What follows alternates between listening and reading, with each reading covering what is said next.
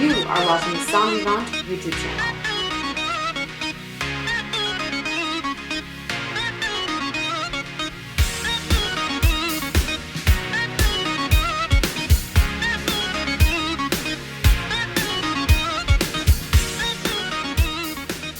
Hello again, wine friends. I'm Amanda, and welcome back to another episode of your weekly wine picks.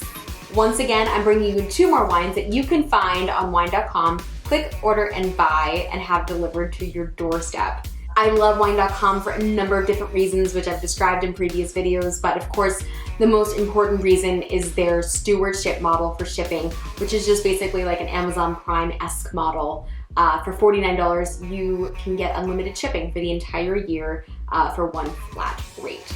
In honor of Mother's Day, I've decided to pick 2 pink wines, so rosé wines. I'm just a rosé kind of girl.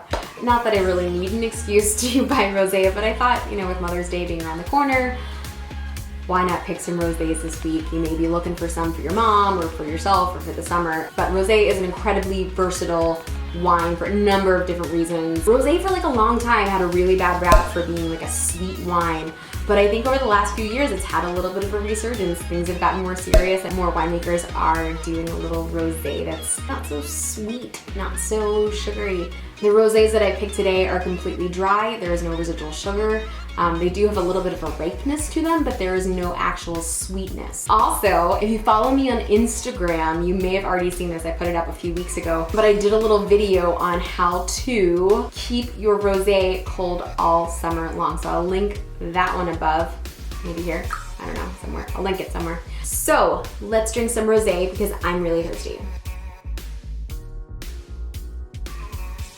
So this first rosé, you may actually recognize the label because I've done their Vinho Verde before and I love Broadbent. So this is the Broadbent Vinho Verde Rosé.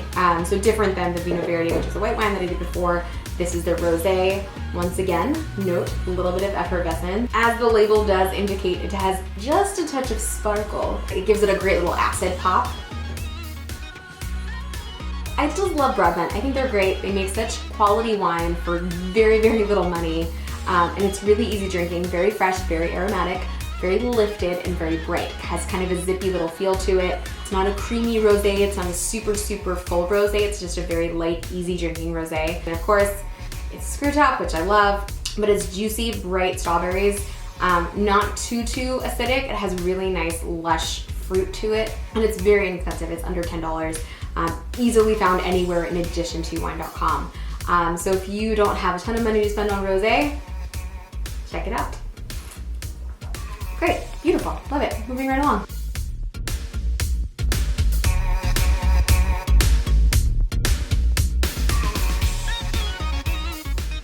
So this next wine, I am obsessed with this winery. It's California wine, so right in my little backyard here. This is the Brick and Mortar 2016 Rosé from Sonoma Coast.